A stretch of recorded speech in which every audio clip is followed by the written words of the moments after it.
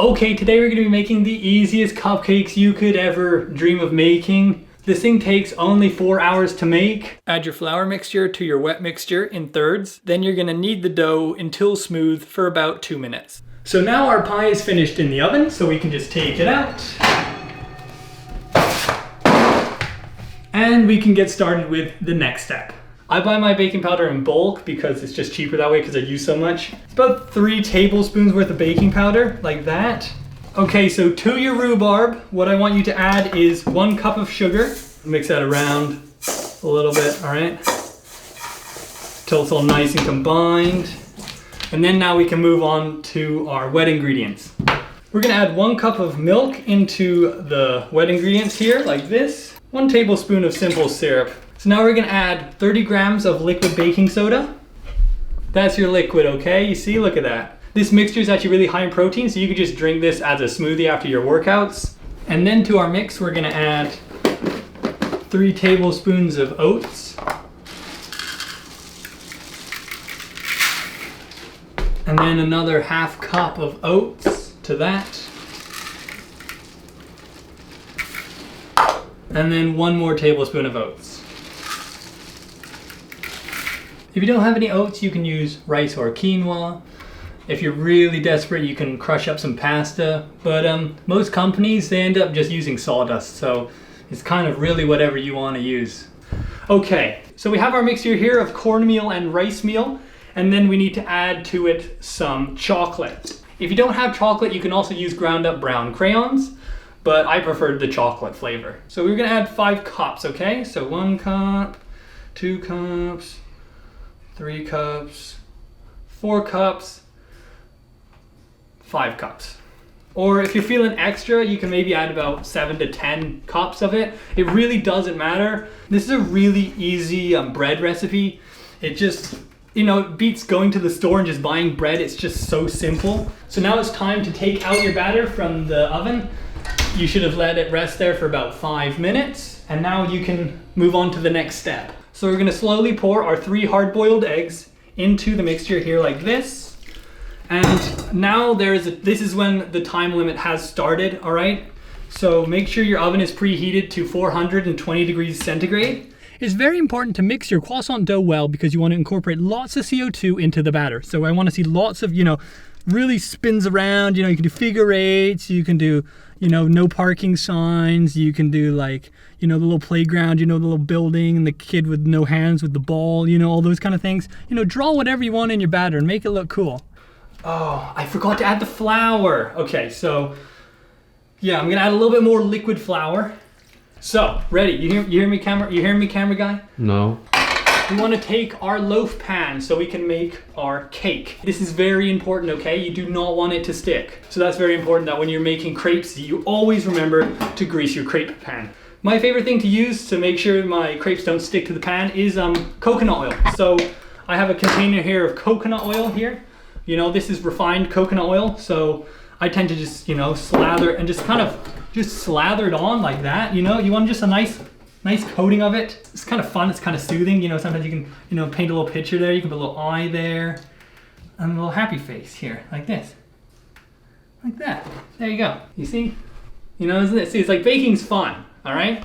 After you've greased your cupcake pan, it's time to put down a paper liner, all right? So you just want to just wedge that right into it. Wedge it right into it. You see, like that? Just so that will stick to the bottom and stop the thing that you put in from sticking to the bottom, all right? Rhubarb. Another option too, if you're the kind of person that gets a bit nervous really easily, you can also just use like a tablespoon of peanut butter and just slam that. And you just want to take it, and then this flat area here is perfect for you just to press down, all right? And you see it makes this perfect little well. See, it makes this perfect little bowl shape, okay? That's exactly what you want to do, all right? There's really no right way to do this, but if you do it wrong, it just won't work out as well. If you want to be really fast with it, sometimes you can just load up your cookie sheet like that, you see? And then just flatten them all at once. Wow, that's so much quicker. I know. So Now it's time, and I stress delicately, you have to do this delicately, place in the batter, okay? All right? All right, so just like that. I think that's gonna be pretty nice. And just like that, we're off to the oven now.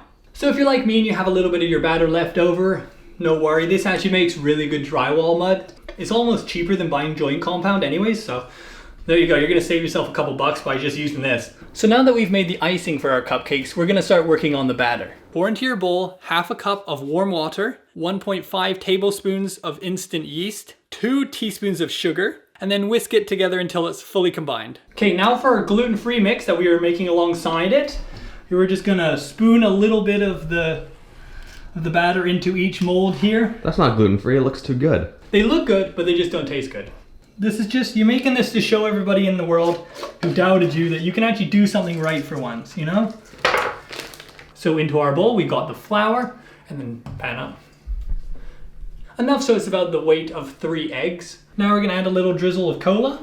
Then we wanna slice up some of our butter, okay? I like to kind of chop it off into a big chunk first, like this, and then just take it and just go like that and cut into a few of them. Ah, damn it, ah, jeez.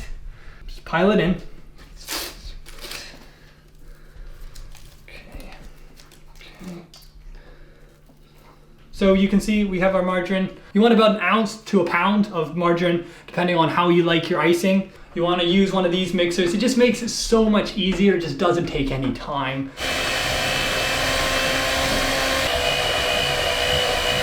You see how none of it sticks to the metal? That's what we want, okay? Nice stiff peaks. You want to be very careful in cleaning the thing because it's very easy to... Ah! Okay, now we're going to ice our muffins. All right, let's get them going. So our lovely cupcakes are out of the oven now. I'm going to show you a super easy technique on how to ice your cupcakes. You take your nice cupcake and you're just going to swirl it around. You just swirl it around in your icing, just like that. Maybe you're feeling like you want to dunk in just the side of the cupcake. There you go. You just mix around the side. You know, most people just think, oh, I'll just ice the top. But you know, I prefer to ice the bottom of the cupcake because it's actually more absorbent of the icing. So the icing, instead of just sitting on the top, actually gets absorbed into the cakes. So that was my easy victorious sponge cake recipe for you guys. Hopefully you found it super easy and hopefully it encourages you to go out and make some cakes of your own.